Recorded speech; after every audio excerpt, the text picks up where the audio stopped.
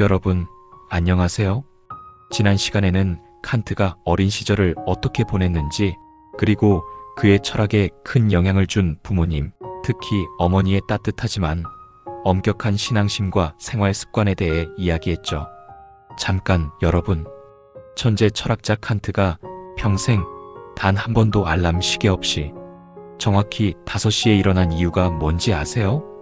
그건 단순한 습관이 아니라 세상에 흔들리지 않는 힘, 자기 자신을 통제하는 철학을 완성하기 위한 치열한 전투였습니다. 오늘은 칸트가 어른이 되어 평생 어떤 하루를 살았는지, 그의 철학이 실제 삶에서 어떻게 구현되었는지 함께 살펴보겠습니다. 오전 5시, 하루의 시작.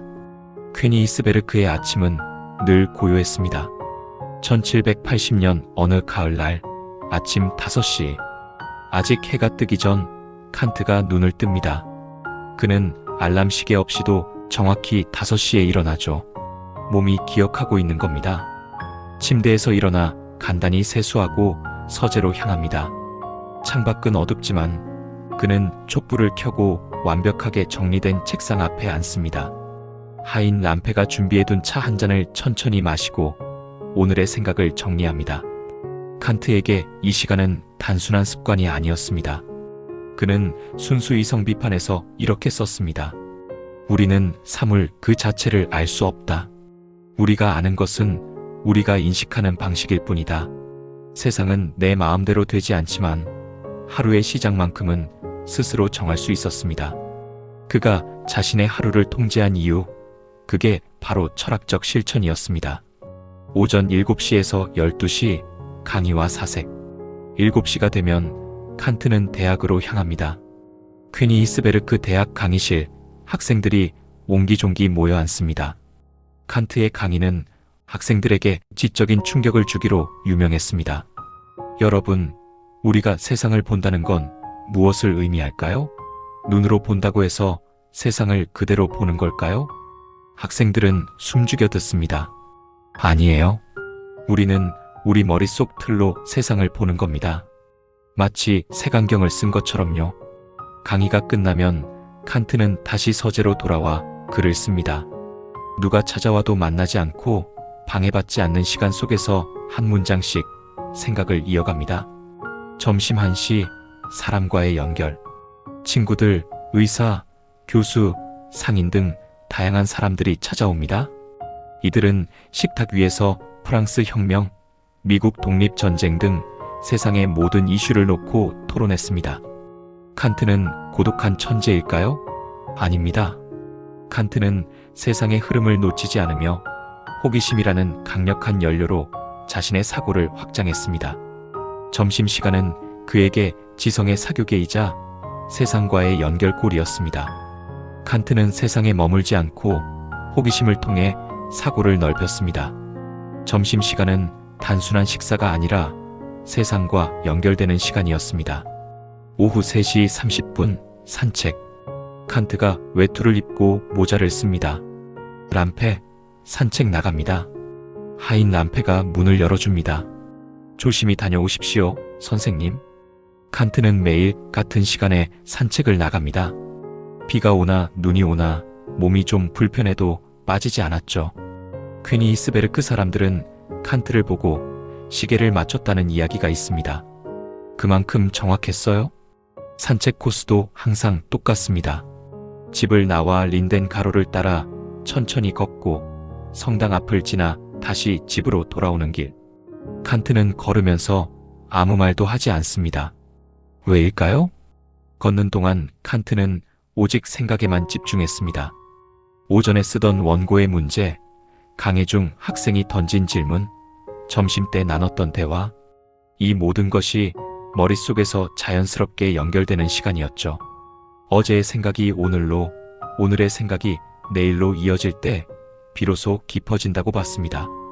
그래서 그는 같은 시간, 같은 장소, 같은 리듬을 유지했습니다.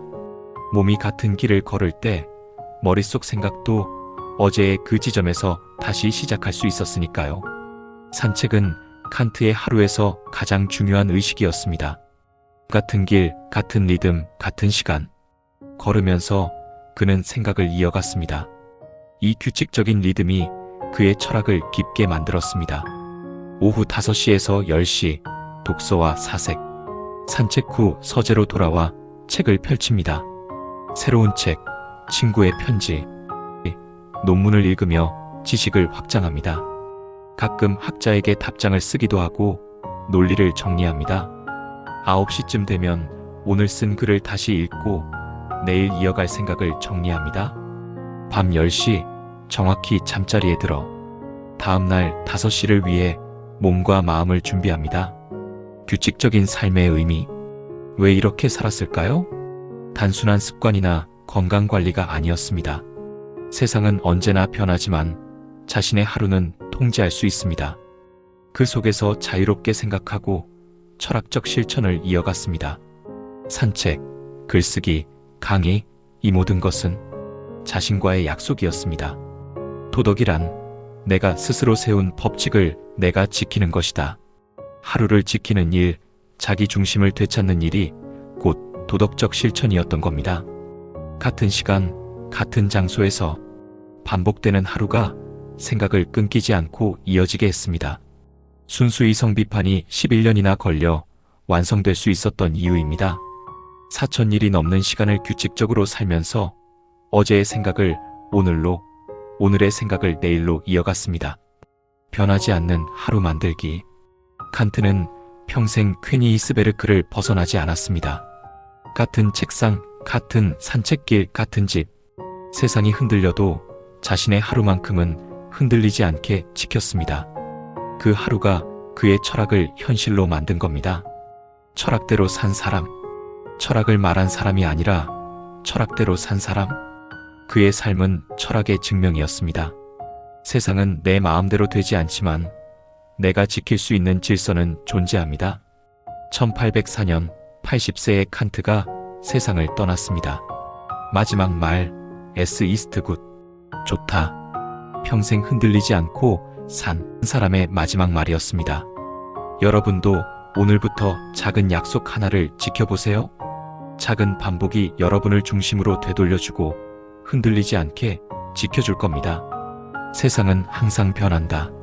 하지만 내 하루만큼은 내가 지킬 수 있다. 이것이 바로 칸트 철학의 가장 현실적인 메시지입니다. 오늘도 지혜로운 하루 되시길 바랍니다.